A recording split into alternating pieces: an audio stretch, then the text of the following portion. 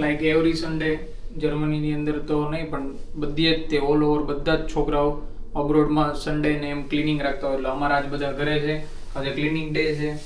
આવી રીતે અહીંયા બધી પાથરીએ ને જનરલી ક્લીન ઘર હોય ને તો રહેવાની પણ મજા આવ્યા કરે, એટલે ક્લીન કરતું રહેવું પડે હર સન્ડે.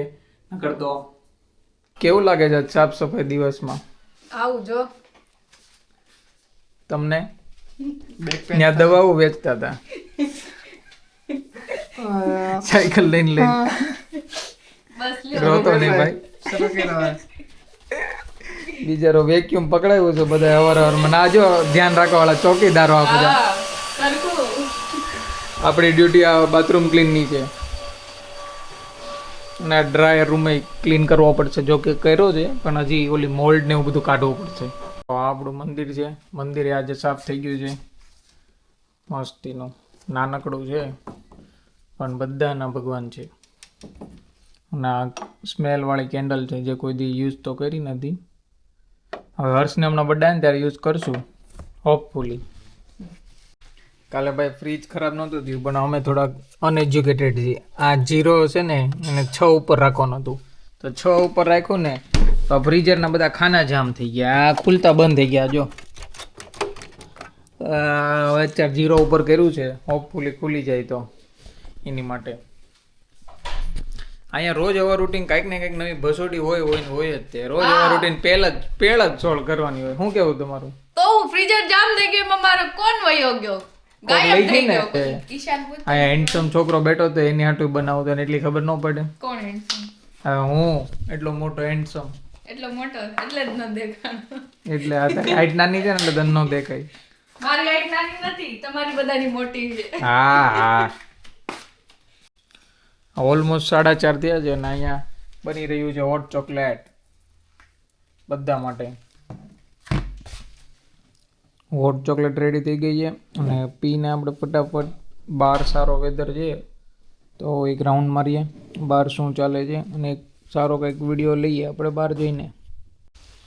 લાઈક જો અત્યારે 5 વાગ્યા છે અને આવો કંઈક મોસમ થઈ ગયો છે એકદમ સનસેટ વાળો અને એકદમ ફાઇન. થોડોક સ્નોફોલ પડેલો છે એટલે એ પણ થોડોક પડેલો છે એટલે એ થોડોક ઓગળે છે. આ બધું પાણી એટલે થઈ ગયેલું છે અને એટલું શાંત છે ને. આજ તો યુરોપમાં રહેવાની મજા છે. અને હું એમ ઘણા લોકો પૂછતા હતા કે ત્યાં આવીને પહેલી પ્રોસેસ શું કરવાની હોય, તો પહેલી પ્રોસેસ એ કરવાની તમે લેન્ડ થાવ ને એટલે સૌથી પહેલાં તમારે સિમ કાર્ડ પરચેસ કરવાનું. સિમ કાર્ડ લઈ બાદ તમારે ઘર ગોતીને લેન્ડલોર્ડની એક કોન્ટ્રાક્ટ ફોર્મ આવે એમાં સાઇન કરાવવાની અને એ સાઇન થઈ જાય ને પછી તમારે સીધું તમારી સિટીની અંદર ઓલી એપોઇન્ટમેન્ટ લેવાની. જેમ કે મારા સિટીમાં હું નાખું સિટી રજિસ્ટ્રેશન ઓફ આમબુક કરીને, એવી તમારા સિટીમાં સિટી રજિસ્ટ્રેશન કરીને નાખો ને એટલે તમને બતાવી દે એની સાઇટમાં કે કઈ અર્લીએસ્ટ ડેટ પોસિબલ છે. એ લઈ લેવાની. એ લઈને તમારું રજિસ્ટ્રેશન થઈ જાય સિટી રજિસ્ટ્રેશન. એની પછી 1-2 વીકમાં તમારા બધા ડોક્યુમેન્ટ આવી જાય જેમ કે ટેક્સ આઈડી ને બધું. એ આવી જાય ને પછી તમારે બેંક એકાઉન્ટ ખોલી નાખવાનું. બેંક એકાઉન્ટ ખુલી જાય પછી તમારે ઇન્સ્યોરન્સ માટે અપ્લાય કરી દેવાનું અને એ થઈ જાય એટલે તમે બધી પાર્ટ ટાઈમ જોબ્સની બધું અપ્લાય કરી શકો. અને સિટી રજિસ્ટ્રેશન બહુ મેઇન છે એટલે બહુ ધ્યાન રાખવાનું. અને ફ્રોડ પણ બહુ થાય અહીંયા ઘરમાં એટલે એ બહુ ખાસ ધ્યાન રાખવાનું. એની માટે પણ હું એક અલગથી વિડીયો બનાવીશ પણ એ થોડાક ટાઈમ પછી બનાવશું અલગ વિડીયોમાં. એટલે બધા ટોપિક હું કવર કરતો રહીશ એટલે મને લાઇક શેર એન્ડ સબસ્ક્રાઈબ કરતા રહેજો. હું છે ને એરપોર્ટની પાસે રહું ને એટલે જો મને આવા આખો દિવસ છે ને પ્લેન જતા દેખાયા જ કરે. આખો દિવસ પ્લેનની અવર જવર ચાલુ જ હોય એટલે એમ મજા પણ આવે ગમે ત્યારે બહાર જવાનું થાય. જો કે થતું તો છે નહીં સ્ટુડન્ટ લાઈફમાં તો હું બહાર જવાનું, બટ અમે હમણાં ઇટલી ફરવા જવાના છે 2-3 મહિના પછી તો સારું પડશે. 10 મિનિટ જ છે અહીંથી એરપોર્ટ એટલે એ બહુ સારી વસ્તુ છે. અને તમે મને એ કહેજો કે હું તમને મારા લાઈફની અંદર જે મેં લાઈક બધા કરે ને બધા કાંડ કરતા હોય હું શેર કરવાનું ચાલુ કરું કે નહીં. તમે એ કહેશો તો હું હરેક વિડીયોની અંદર એક કાંડ શેર કરીશ. એટલે જેટલા થાય એટલા શેર કરશું. એટલે તમે કહેતા રહેજો, કોમેન્ટ કરજો તો આપણે કરશું અને મજા આવશે. અને આ મારું ઘરની બે સાઈડ આ એક ગાર્ડનમાં હમણાં હું ગયો તો સામે બાસ્કેટબોલ કોર્ટ છે અને આ સાઈડે આ ગાર્ડન જ છે આખું. આ પણ આખું પ્લેન ગાર્ડન છે ને અહીંયા બધું બહુ ટ્રેલ છે, આમ ક્લાઇમ્બિંગ ને એવું બધું છે, એક્ટિવિટી ગાર્ડન બધું બહુ છે, પ્લેઇંગ એરિયા. અને સામે મારું ઘર છે ને આ વચ્ચે વોકવે છે.